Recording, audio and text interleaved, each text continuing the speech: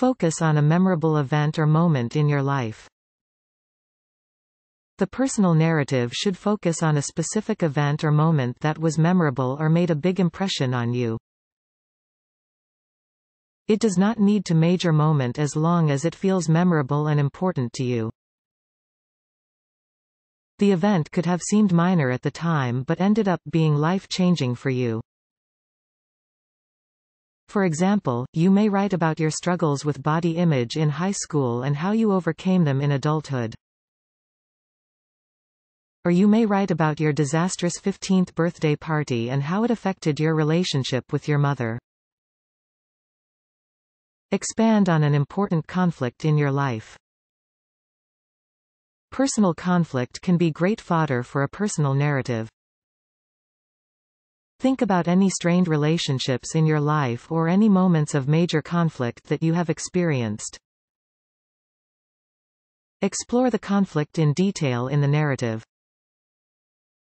For example, you write a personal narrative about your complicated relationship with your birth mother.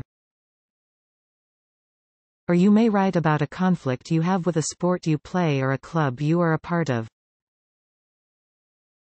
Think about a particular theme or idea. Use a theme as a jumping-off point for the narrative. Explore a theme or idea from your perspective.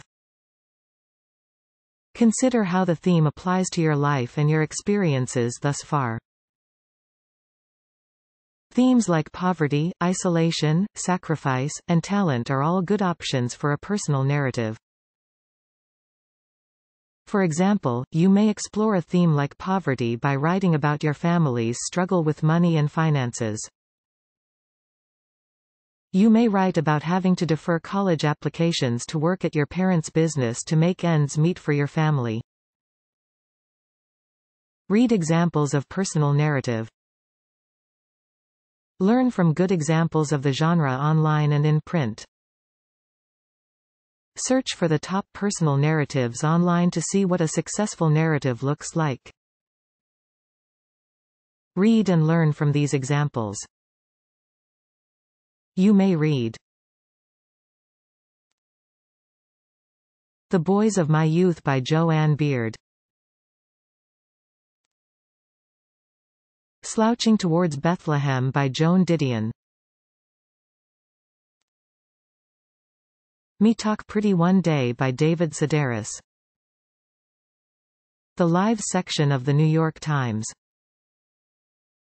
Start with a hook. Begin the personal narrative by drawing the reader in with a strong opening sentence. Use rich description and detail in the opening.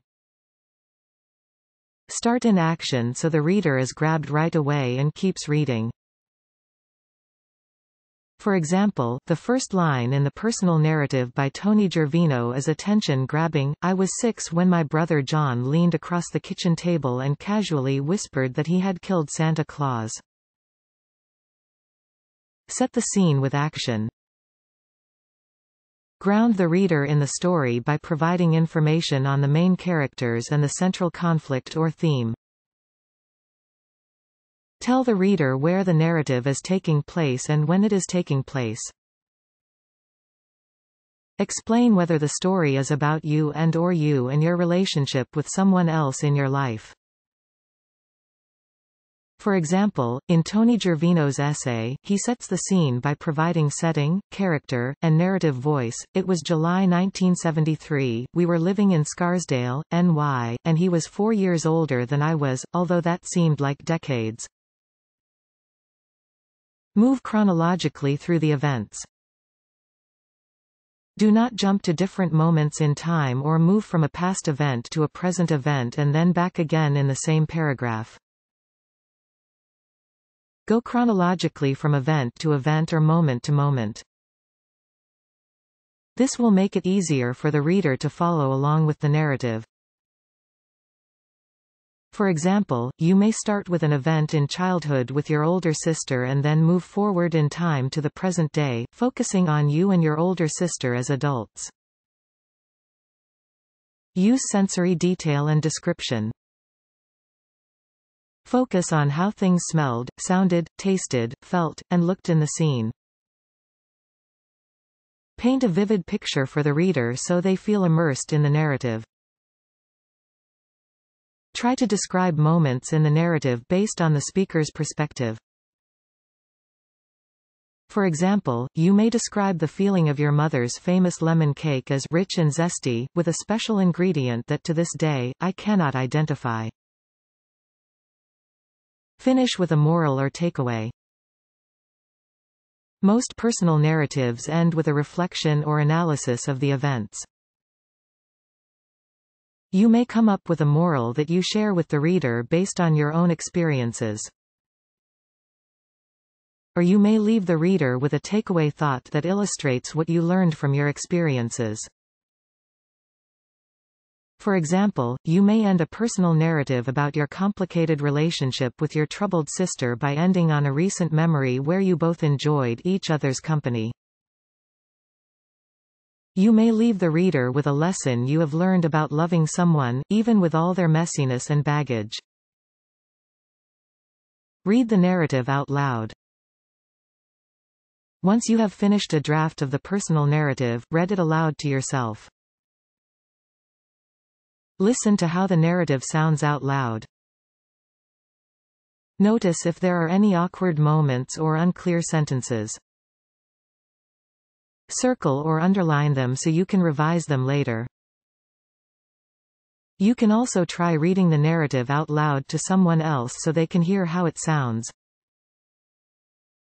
This can then make it easier for them to give you feedback. Show the narrative to others. Ask a friend, peer, classmate, or family member to read the narrative. Pose questions to them about the style, tone, and flow of the narrative. Ask them if the narrative feels personal, detailed, and engaging. Be willing to accept feedback from others. Be open to constructive criticism as it will likely strengthen the narrative. Revise the narrative for clarity and length. Read over the narrative for any spelling, grammar, or punctuation errors. Review the narrative to make sure it is not too long, as personal narratives are usually short, no more than 1 to 5 pages long. You may also need to meet a specific length requirement if you are writing the personal narrative for a class.